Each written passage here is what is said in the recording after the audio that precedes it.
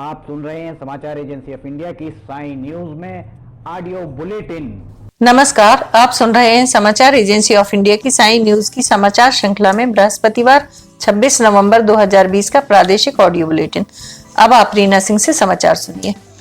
गृह मंत्रालय के नए एसओपी ने स्पष्ट कर दिया है कि मौजूदा समय में शिक्षण संस्थानों में पढ़ाई कराना संभव नहीं है, इसलिए अभी कॉलेज नहीं खोले जा सकते। यदि सरकार कॉलेज में पढ़ाई करना चाहती है तो गाइडलाइन के सभी शर्तों को पूरा कराना होगा। इस आदेश पर मंथन करने के लिए जल्द ही उच्च शिक्षा विभाग बैठक करेगा, जिसमें तय होगा कि यूजीसी की सभी शर्तों को पूरा कराया जा सकता है या नहीं।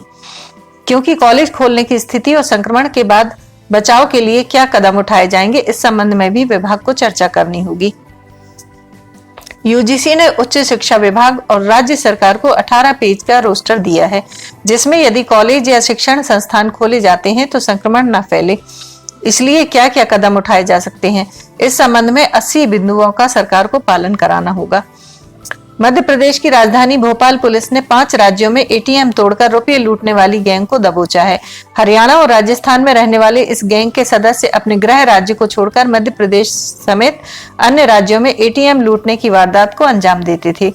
भोपाल पुलिस ने इस अंतर राज्यीय गिरोह के 6 सदस्यों को लूट की वारदात को अंजाम देते हुए रंगे हाथों दबोचा है। मध्य प्रदेश पुलिस पिछले 2 सालों से आरोपियों की तलाश में जुटी थी।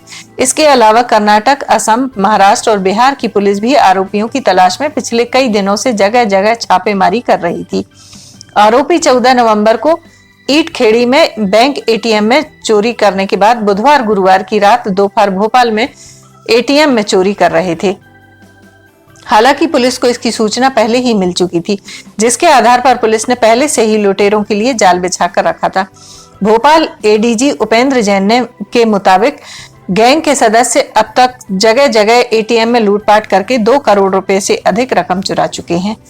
कोरोना काल में प्रदेश के प्रसिद्ध कड़कनाथ की देश में बढ़ती मांग को देखते हुए राज्य शासन ने इसके उत्पादन और विक्रय को बढ़ाने के लिए विशेष योजना तैयार की है।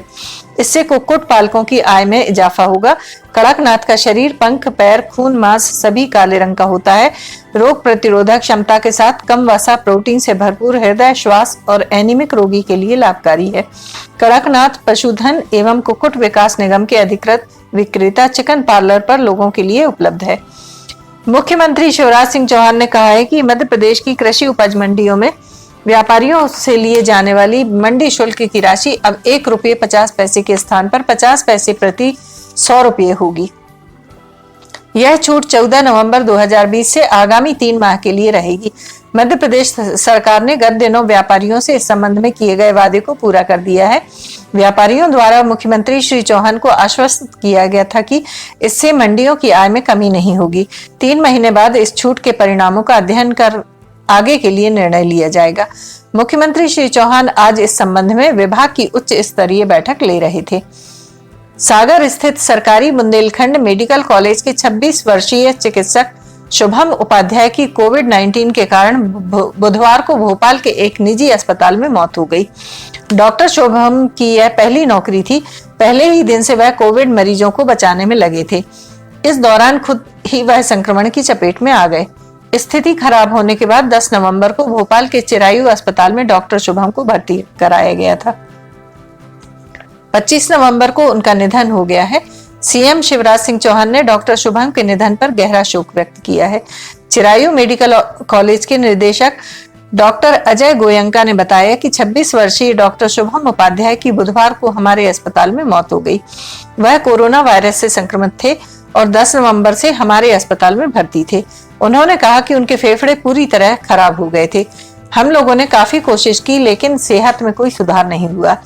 डॉक्टर शुभम के साथी डॉक्टर उमेश पटेल ने बताया कि उपाध्याय ने इसी साल 8 अप्रैल को सागर के बुंदेलखंड मेडिकल कॉलेज में संविदा चिकित्सक के रूप में ड्यूटी ज्वाइन की थी। वह वहां पर कोविड-19 मेडिकल अधिकारी थे। उन्होंने कहा कि वह 28 अक्टूबर को कोरोना वायरस से संक्रमित पाए गए थे और तब से लेकर 10 नवंबर तक उनका इलाज सागर के बुंदेलखंड मेडिकल कॉलेज में चल रहा था, लेकिन उनकी स्थिति अत्यधिक खराब होने के कारण उन्हें 10 नवंबर को भोपाल के चिरायू मेडिकल अस्पताल में रेफर किया गया और तब से उनका इलाज इसी अस्पताल में चल रहा था।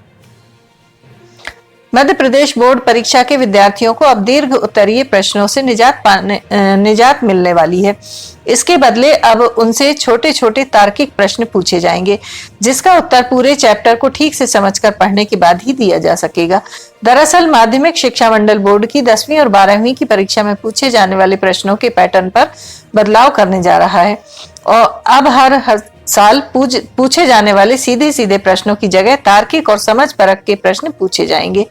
हर विषय के 100 अंक के प्रश्न पत्र में 30% वस्तुनिष्ठ, 30% सब्जेक्टिव और 40% समझ परख के प्रश्न होंगे। पहले बोर्ड परीक्षा में 25% वस्तुनिष्ठ और 75% लघु व दीर्घ उत्तरीय प्रश्न होते थे। मंडल के अध्यक्ष ने हाल ही में प्रश्न पत्र के पैटर्न में बदलाव करने को लेकर प्रश्न पत्र निर्माण समिति की बैठक में यह निर्णय लिया है। मंडल अध्यक्ष राधेश्याम जुलानिया का मानना है कि किताब के अंदर से तार्किक प्रश्न पूछे जाने से विद्यार्थी पूरे चैप्टर को सही तरीके से समझकर पढ़ेंगे। इससे उनकी प्रतियोगी परीक्षाओं की तैयारी भी ठीक से हो पाएगी। समाचारों के बीच में हम आपको यह जानकारी भी दे दें कि मौसम के अपडेट जानने के लिए समाचार एजेंसी ऑफ इंडिया के चैनल पर रोजाना अपलोड होने वाले वीडियो जरूर देखें। मौसम से संबंधित अपडेट मूलतः किसानों, निर्माण कार्य करने वालों आदि के लिए फायदेमंद साबित हो सकते हैं। समाचार एजेंसी ऑफ इंडिया के द्वारा अब तक मौसम के जो पूर्वानुमान जारी किए गए हैं वे 95 से 99% तक सही साबित हुए हैं। झाबुआ से भाजपा के सांसद गुमान सिंह डामोर के इंदौर में आयोजित पारिवारिक कार्यक्रम पर राजनीति शुरू हो गई है।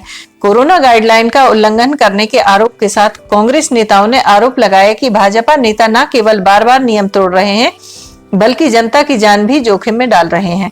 कांग्रेस नेता ने आयोजन की तस्वीरों के साथ शिकायत प्रधानमंत्री नरेंद्र मोदी को ट्वीट भी कर दी।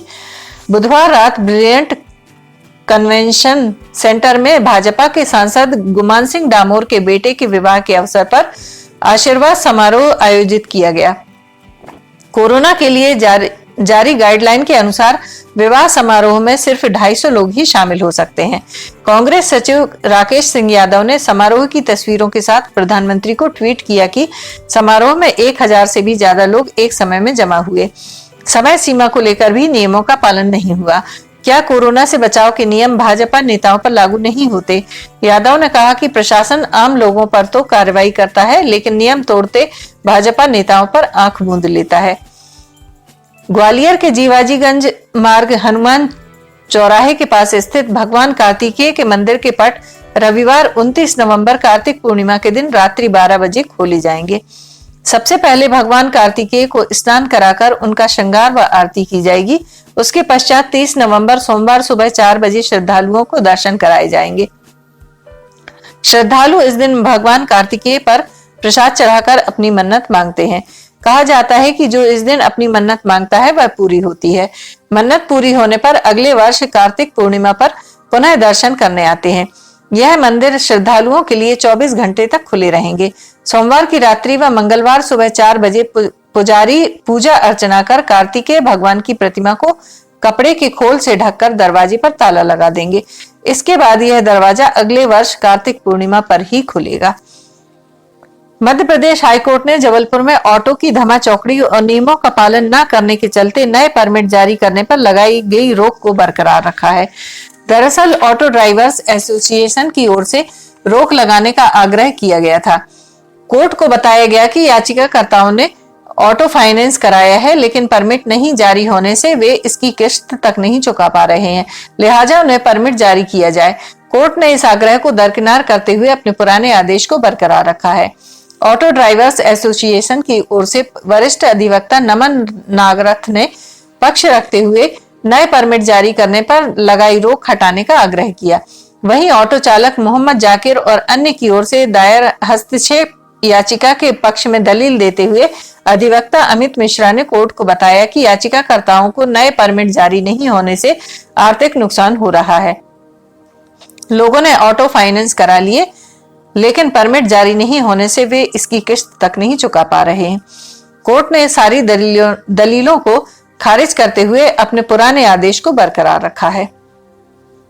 आप सुन रहे थे रीना सिंह से समाचार एजेंसी ऑफ इंडिया की साई न्यूज में बृहस्पतिवार 26 नवंबर का प्रादेशिक ऑडियो बुलेटिन।